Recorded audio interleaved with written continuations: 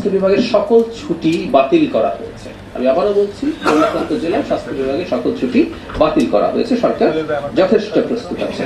খাদ্য মন্ত্রণালয়ের মজুদ নিয়ে আমরা বলছিলাম, প্রতি সপ্তাহে আমরা দেখছি মজুদ আগের চাইতে অনেক বেশি বাড়ছে। বাংলাদেশের ইতিহাসে কখনো এত মজুদ ছিল না, যেটা 23,26,160 মেট্রিক টন।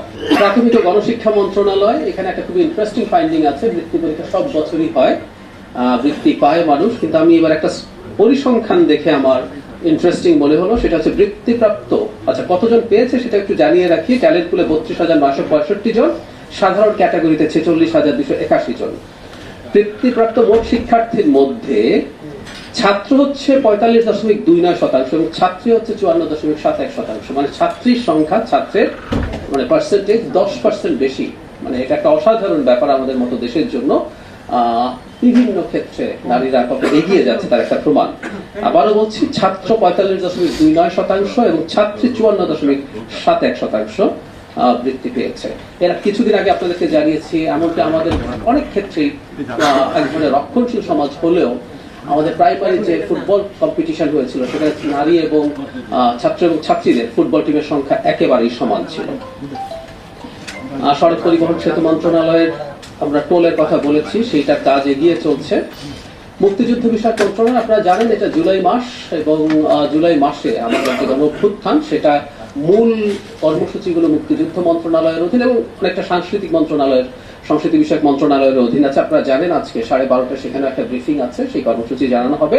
মুক্তিযুদ্ধ মন্ত্রণালয়ের উদ্যোগে 16 জুলাই সকালে রায়ের বাজারে জুলাই শহীদদের কবরের পাশে দোয়া মোনাজাত ও ফাতিহা পাঠ, রংপুর রোকেয়া বিশ্ববিদ্যালয় আবু সাইদ স্মরণে আলোচনা সভা, প্রণপত্র প্রকাশ, প্রাইভেট বিশ্ববিদ্যালয়ের রেজিস্ট্যান্স ডে উদযাপন, মাদ্রাসা শিক্ষার্থীদের রেজিস্ট্যান্স ডে উদযাপন এবং 5 আগস্টে তো সংবর্ধনা আছে জুলাই শহীদ এবং যোদ্ধা পরিবারগুলোর।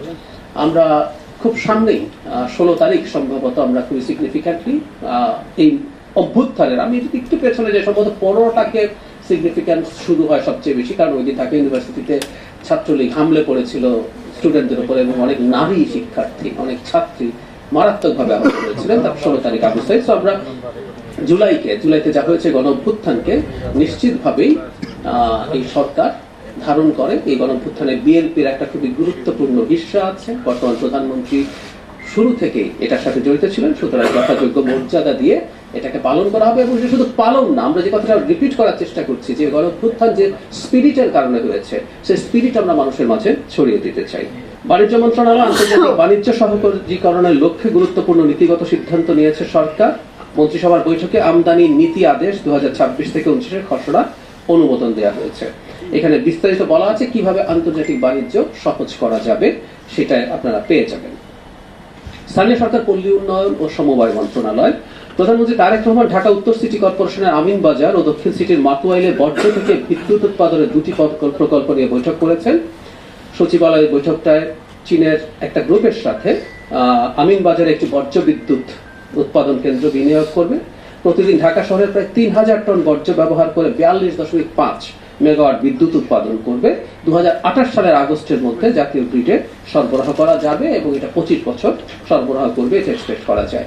বর্জ্য ব্যবস্থাপনা, সেটা যদি বর্জ্যকে দিয়ে আমরা বিদ্যুৎ উৎপাদন করতে পারি, এটা অসাধারণভাবে এই আলাপ বহুদিন থেকে চলছে, কিন্তু আমরা বিশ্বাস করি খুব দ্রুতই এটা আলোর মুখ দেখবে।